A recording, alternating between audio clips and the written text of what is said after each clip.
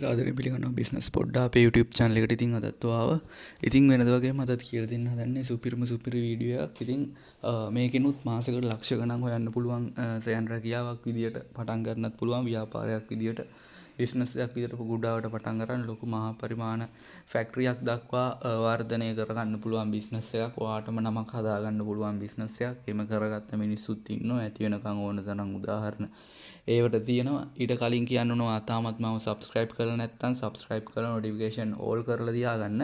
මොකද මම ඉස්සරහට දාන්න හදන වීඩියෝ ඔයාට වැදගත් වෙන්න පුළුවන්. නැත්නම් ඔයා කරන්න හිතන් ඉන්න බිස්නස් වෙන්න පුළුවන්.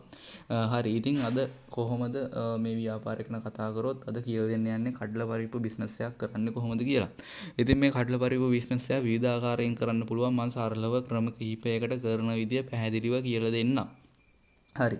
ඉතින් ඔයාලට පුළුවන් කඩලා පරිප්පු ඕන තැනක තියෙනවා. කිය හොයන්න අමාරු නෑ, අපහසුතාවයක් නෑ. ඕන තැනක තියෙනවා කඩලා පරිප්පු.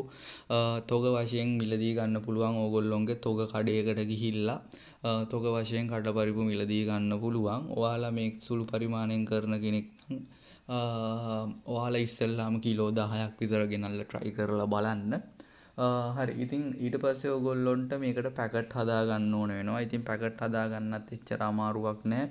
ඒ තොග කඩවල් වලම මේවා පැකට් කරන පැකටුත් තියෙනවා. ඉටි කොලෙන් ගහපු පැකට් එක. ඊට පස්සේ පොඩි සීල යන්ත්‍රයක් ඕන වෙනවා මේකට. ඉතින් සීල යන්ත්‍රයකුත් රුපියල් 2500ක් වගේ මුදලකට ගන්න පුළුවන් නෝමල් සීල යන්ත්‍රයක්. ලොකු එකක් නෙවෙයි. කඩලා පරිප්පු පැකට් ගහන්නනේ. ඉතින් ලොකු එකක් ඕන වෙන්නේ නැහැ. ඊට පස්සේ ඔයගොල්ලෝ සීල යන්ත්‍රයකුත් ගත්තා. ඊළඟට ඕගොල්ලොන්ට මේකට ලේබල් ටික හදාගන්න වෙනවා. ඉතින් ලේබල් ටික හදාගන්න පුළුවන් ඔය printing වැඩ කරන කඩේකට දුන්නට පස්සේ ඕගොල්ලොන්ට අවශ්‍ය ඩිසයින් එකක් ඒගොල්ලොන්ට කිව්වට පස්සේ ඕගොල්ලොන්ට ලේබල් ටික හදාගන්න පුළුවන්කම තියෙනවා.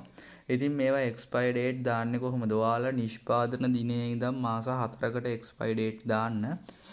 මාස 4ක් මේක තියෙන්නේ නැහැ. ඉතින් කාණ්ඩාංකයක් 0.01 දාන්න. ඒ කාණ්ඩාංක ඉවරනා 0.02 දාන්න. එහෙම ඉතින් කාණ්ඩාංක වලින් ඕගොල්ලොන්ට පටන් අරගෙන යන්න පුළුවන් සරලව.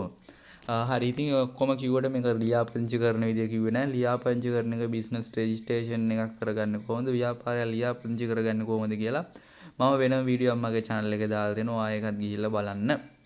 හරි. ඉතින් මේ විදියට ඔයා බිස්නස් එක ආරම්භ කරන්න ඕන. ඉතින් මේ කඩලා පරිප්පු ගෙනල්ලා බදින්න ඕන. බැදලා තමයි පැකට් කරන්න ඕන. බැදලා පැකට් කරන්න ඕන ඕගොල්ලෝ. ඉතින් බදිනකොට ඕගොල්ලොන්ට පුළුවන් මේකට කාර්පෙන් චොකලට් දෙක තුනක් උත් බැදලා දාන්න. ඒකට වෙනම ටේස්ට් එකක් වෙනම රහක් එනවා. බැදලා ගත්ත ඕන එක්කෙනෙක් දන්නව කඩලා පරිප්පු බදින්න. බදින්න එහෙම දන්නේ නැති කවුරු හරි ඉන්නවනේ යටින් කමෙන්ට් එකක් දාන්න මම කියලා දෙන්නම්. ඊට පස්සේ ඕගොල්ලෝ මේ බැදලා ගත්ත කඩලා පරිප්පු වලට ලුණු මිරිස් කුඩු ගහන්න ඕන. ඉතින් ඕගොල්ලොන්ගේ කැමැත්ත මත අජිනෝමෝටෝ සහ ස්ටොක් පවුඩර්, චිකන් පවුඩර් ගැහීමේ හැකියාව තියෙනවා. ඉතින් ඒක ඕගොල්ලොන්ගේ කැමැත්ත මත. ඉතින් ඒතකොට රස වැඩි වෙනවා තව ටිකක්. ස්ටොක් පවුඩර්, අජිනෝමෝටෝ චුට්ටක්, ස්ටොක් පවුඩර් ටිකක් ගහලා ලුණු, ගම් මිරිස් කුඩු ඊට අමතරව මේක මේ අනිවාර්යයෙන්ම ගහන්න ඕන ඕගොල්ලෝ මිරිස් කුඩු ගහලා හොඳට කවලම් කරලා තමයි පැකට් කරන්න තියෙන්නේ. මෙහෙම පැකට් කරනකොට ඕගොල්ලන්ට පුළුවන් කොක්ටේල් බයිට් කියලා මේක වෙනම පැකට් එකක් යවන්න. කඩලා පරිප්පු කියලා නෝමල් පැකට් එකක් යවන්න. කොක්ටේල් බයිට් කියලා ලස්සනට ඩිසයින් කරලා ලස්සන කලර් පැකට් එකකින් ගහන්නත් පුළුවන් ඕගොල්ලොන්ට. ඉතින් ඒ වගේ විවිධාකාරයෙන් ඕගොල්ලොන්ට පුළුවන් මේකට ග්‍රීන් පීස් දාලා කොක්ටේල් බයිට් කියලා කවල මේ ගහන්න පුළුවන්. කජු ටිකක් බෙදලා දාලා. ඉතින් ඊට අමතරව ඕගොල්ලොන්ට පුළුවන් මේක තොග වශයෙන් විකුණන්න. ඉතින් ඕගොල්ලෝ බැදලා තොග වශයෙන් තොග කඩවල් වලට ලබා දෙන්න පුළුවන්. බයිට් කඩවල් වලට ලබා දෙන්න පුළුවන්.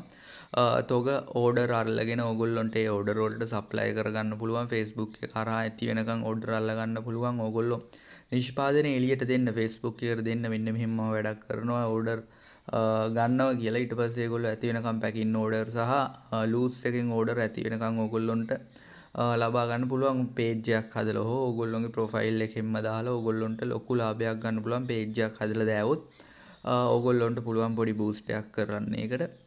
ඉතින් මේක එකකට එකක් ලාභ තියෙන බිස්නස් එකක්. ඉතින් මම කියලා දෙන්නම් කොහොමද දැන් මේක විකුණන්නේ කියලා. දැන් මේ හදාගත්තා වූ පැකට් එක ඕගොල්ලොන්ට පුළුවන් ඩීමෝ බට්ටේ ට්‍රී වීල් එකක් හෝ කුඩා බයික් එකක් තියෙනවා නම් එහෙම නැත්නම් එයින් මොකක් හරි බද්දට හරි ගන්න පුළුවන් නම් ඕගොල්ලොන්ට දවස් පාට රූට් 5ක් හොයාගෙන ඕගොල්ලොන්ට ඒ රූට් 5 ගිහිල්ලා ඕගොල්ලොන්ට මේවා කඩවල වලට දාගෙන යන්න පුළුවන් ලස්සනට. ඉතින් හැමදාම එකම පාර යන්න එපා. ඒක තමයි රූට් 5ක් තෝරගන්න කිව්වේ. ඉතින් මේ නිෂ්පාදනයේ මොකක් හරි මේ බිස්නස් එකේ ගැටලුවක් ප්‍රශ්නයක් නොතේරෙන තැනක් තියෙන යටින් කමෙන්ට් එකක් දාලා අහන්න. මම ඒ හැම කමෙන්ට් එකකම රිප්ලයි කරනවා. එහෙනම් ඉක්මනටම අපි ඊළඟ වීඩියෝ එකෙන් හම්බෙන්න කට්ටියටම ජය වේවා බුස්සරණයි.